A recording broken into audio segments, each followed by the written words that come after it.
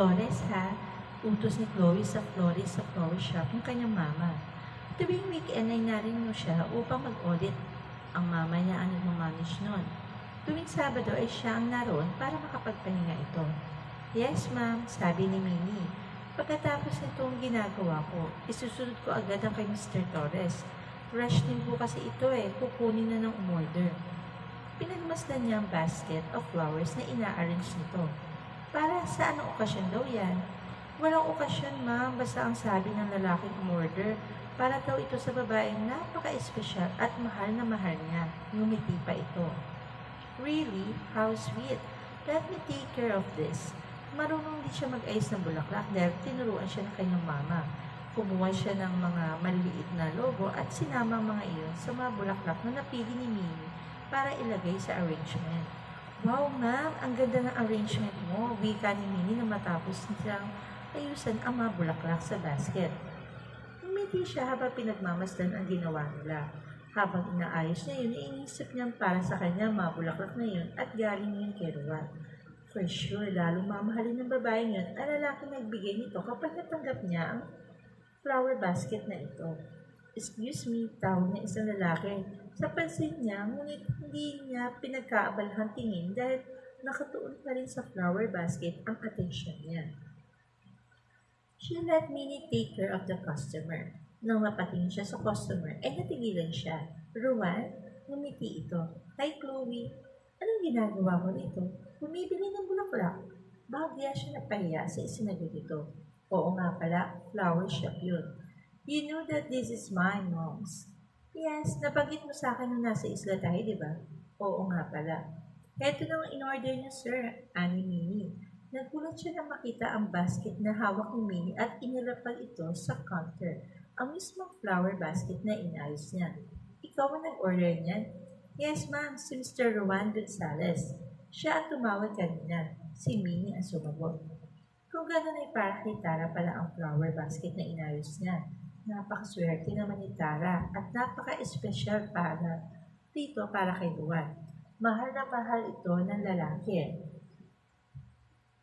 Mahal niya. Parang gusto na naman niyang umiyak, ngunit pinigilan niya ang sarili dahil magmumukha siyang tanga.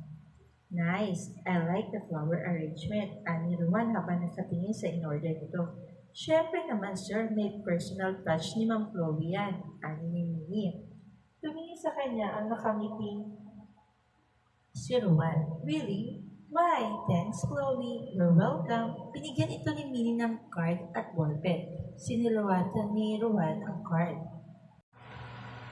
Excuse me, lumabas siya sa counter at kumapit sa mga bulaklak na bagong delivered. Siya na naglagay ng mga iyon sa mga tin. Sana ay hindi na nagpakita pa sa kanya si Ruan at umorder ng mga bulaklak para kay Tara. Dahil hindi naman ito sinasadya, pinamumukha nito sa kanya na wala na talaga siyang buwang sa puso nito. Naramdaman niya ang presensya ni Ruan sa kanyang tabi na di ba pinanonood ang ginagawa niya. Nang tumikim ito ay tumigil siya sa ginagawa at sinulapan ito. Yes, itinaas nito ang basket sa harapan niya. This is yours, Chloe.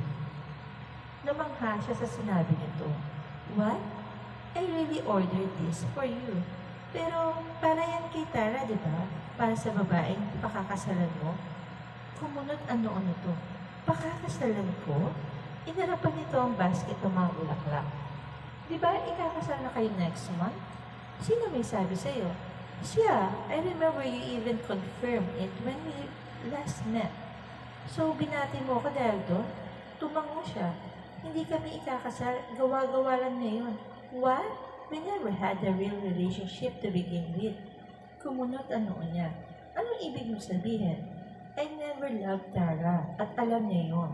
Nakiusap siya sa akin na maging kami para hindi seryosong relasyon. She called it a one-way relationship. Ang sabi niya kapag nakita ko ng babaeng mamahalin ko, iiwan na niya ako. But well, I still haven't found someone I want to be with. Kami pa rin. It was a weird setup. Hindi ako pumayag nung una pero naawa ako sa kanya kaya pinagbigyan ko siya. But I never took advantage of her feelings towards me, even once. I swear. Hinayaan ko lang siya sa gusto niya. Alam nito ang sitwasyon namin. Ibig sabihin, hindi kayo ikakasal? Ngumiti ito. Hindi kami ikakasal. I thought yung pagkaka-congratulate mo sa akin nung huling nagkita tayo para sa pagkaka-promote ko bilang Vice President ng TWEC. Pero bakit sinabi niya sa akin na ikakasal na kayo? She probably wanted to keep us from being together. Nahalata kasi niya ang feelings ko para sa iyo. Ni hindi nga niya sinabi sa akin na hiwalay na kayo ni Tom. Kay Tom ko lang nalaman ng aksidenteng magkita kami kahapon na may kasama siyang ibang babae, ang ex niya. Unti-unting sumira yung ngiti sa mga labi niya. I don't want to know the reason why you broke up. Ang mahalaga, wala na kayo. And if you're still in love with him, not anymore. Mula nung magkasama kita sa isla, nawala na yung nararamdaman ko para sa kanya noon. Tutol na sa sinasabi nito. And I'm sorry kung hindi ko sinabi na break na kami nung huli tayo mag-usap. Kasi ang akala ko, wala na rin magiging saysay kung malalaman mo pa. Yun, dahil ang alam ko nga, ikakasal na kay ni Tara. He smiled and held her hands. So, tatanggapin mo ba ang mga flowers na ito? Anito na ang tinutukay ang flower basket na inalapag nito.